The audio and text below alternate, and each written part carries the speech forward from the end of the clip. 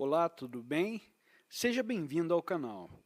Hoje estaremos realizando a leitura e comentários do texto a seguir. Esperamos que a compreensão e entendimento do mesmo possa te ajudar de alguma forma, e assim você e também todos os seus entes possam ter um melhor entendimento de nossa vida diária e possamos lidar da melhor forma possível com as situações que ocorrem em nossa vida. Lhe desejamos uma ótima audição.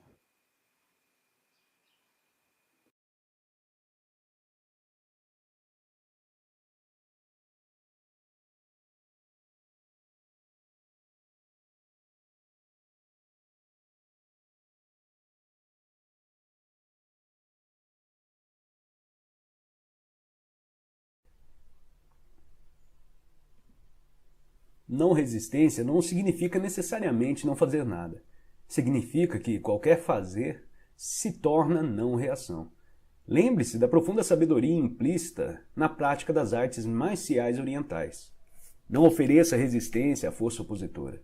Submeta-se para superá-la. Tendo estabelecido isso, não fazer nada, quando estamos em um estado de intensa presença, é um poderoso transformador e curador de situações e de pessoas. No taoísmo, existe a expressão Wu Wei, que é comumente traduzida por atividade sem ação, ou sentar-se silenciosamente sem fazer nada. Na antiga China, isso era considerado como uma das mais elevadas conquistas ou virtudes. É radicalmente diferente da inatividade no estado comum da consciência, ou melhor, da inconsciência, que tem raízes no medo, na indolência ou na indecisão. O verdadeiro fazer nada implica uma não resistência interior e um intenso estado de alerta. Por outro lado, caso haja necessidade de ação, você não vai mais reagir a partir da sua mente condicionada, mas vai responder a uma situação com a sua presença consciente. Nesse estado, a mente é livre de conceitos, incluindo o conceito da não violência. Então, quem pode prever o que você vai fazer? O ego acredita que a nossa força reside em nossa resistência, quando na verdade a resistência nos separa do ser. O único lugar de força verdadeira, a resistência é a fraqueza e o medo disfarçados de força. O que o ego vê como fraqueza é o ser em sua pureza, inocência e poder. O que ele vê como força é fraqueza. Assim, o ego existe no modo contínuo de resistência e desempenha papéis falsos para encobrir a fraqueza, que na verdade é o nosso poder. Até que haja entrega, a representação inconsciente de determinados papéis se constitui em grande parte da interação humana. Na entrega, não mais precisamos das defesas do ego e das falsas máscaras. Passamos a ser muito simples, muito reais. Isso é perigoso, diz o ego. Você vai se machucar, vai ficar vulnerável. O ego não sabe, é claro, que somente quando deixamos de resistir, quando nos tornamos vulneráveis, é que podemos descobrir a nossa verdadeira e fundamental invulnerabilidade.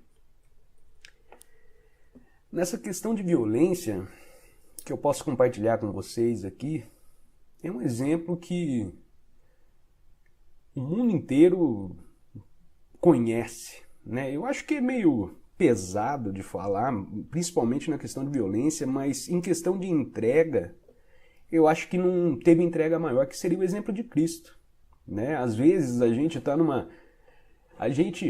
Eu acho que realmente é um exemplo honesto e real, porque, vou te dar um exemplo, se você está numa discussão tal, e...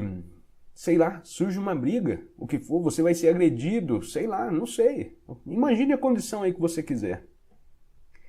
E você ser capaz de se entregar à situação, à condição. Você seria capaz, né, de se entregar, mas não aquela entrega falsa, uma entrega consciente, que você estaria ali só revidando para defender o seu ego, o seu orgulho, né? Porque, principalmente, se você é homem, né? Ao menos na minha época, era assim, apanhou na rua, apanha em casa, vira homem, não sei o quê, homem não chore, homem bababá, homem bebê. Então a gente fica carregando essas coisas pro resto da vida. Então, se chegar numa condição de luta, por exemplo, e falar assim, se eu revidar para esse cara aí, eu vou estar...